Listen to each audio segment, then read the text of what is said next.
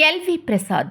ఈ పేరు ఎరుగని వారంటూ ఉండరు. సినిమా పరిశ్రమ తొలినాళ్లలో నటుడిగా సినిమా జీవితం ప్రారంభించి తన వారసులకు ఒక చిత్ర పరిశ్రమలో ఒక సామ్రాజ్యాన్ని నిర్మించిన ఉద్దండులు ఎల్వి ప్రసాద్. సినిమా రంగంలో వారి వ్యాపారం వెలుగొందుతూనే ఉంది.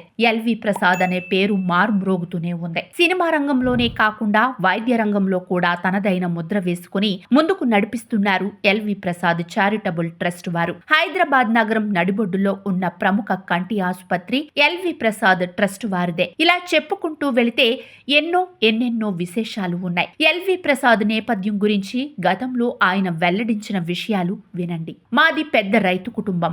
నేను పెద్దగా చదువుకోలేదు గాని చిన్నతనం నుండే కాడిగట్టి పొలం దున్నాను. అవి 1929 సంవత్సరం చివరి రోజుల్లో మా కుటుంబం ఆర్థిక పరిస్థితులు బాగాలేక తలవంపులు కలిగేంత పరిస్థితి ఏర్పడింది. అప్పుడు మా నాన్న మీద దివాళా పిటిషన్ పెట్టారు. దాని మీద సంతకం చేసి 100 రూపాయలు తీసుకుని భార్యా బిడ్డలకు కూడా చెప్పకుండా బొంబాయి బయలుదేరాను. ఆ రోజు నాకు బాగా జ్ఞాపకం. 1929లో ప్రయాణమైతే 1930లో చేరానన్నమాట.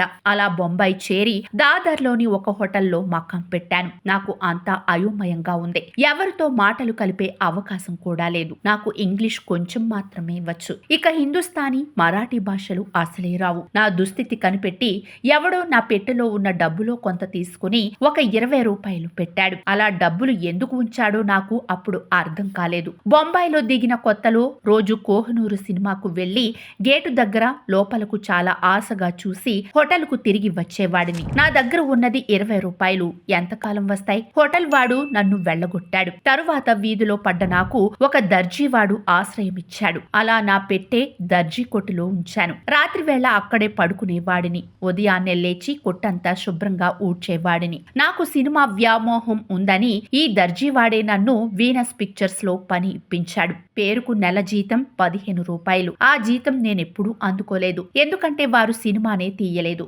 అయినా కూడా నాకు అందులో ఉండటం వల్ల ఒక మేలు జరిగింది. ఆ రోజుల్లో మిస్ మోతి అని ఒక నటి ఉండేది. ఆమె సోదరుడు దారిలాల్ అనే వాడు వీనస్ పిక్చర్స్ లో ఉండేవాడు. అతడు నాకు గ్రాంట్ రోడ్ లో ఉండే కార్నివాల్లో పనిపించాడు. రాత్రుళ్ళు అక్కడ పనిచేసి అది ముగిసిన తర్వాత 4 మైళ్ళు దాదర్కు నడిచి దర్జీ దుకాణం చేరుకొని అక్కడ కాసేపు పడుకొని ఉదయాన్నే మళ్లీ 6 గంటలకు లేచి కొట్టు శుభ్రం చేసి రైలు మీద శాంతాక్రజ్ లోని వీనస్ పిక్చర్స్ కు హాజరయ్యేవాడిని. కార్నివాల్ వారు నాకు రోజుకు ₹1.50 ఇచ్చేవారు. దానితోనే నా ఖర్చులన్నీ సరిపెట్టుకునేవాడిని. దాని తర్వాత కొన్ని రోజులకు ఒక సినిమా కంపెనీ మేనేజర్ గా ఉండగా ఒక వ్యక్తి నా దగ్గరకు సినిమా వేషం కోసం వచ్చి "నువ్వు ఇంకా ఉన్నావా?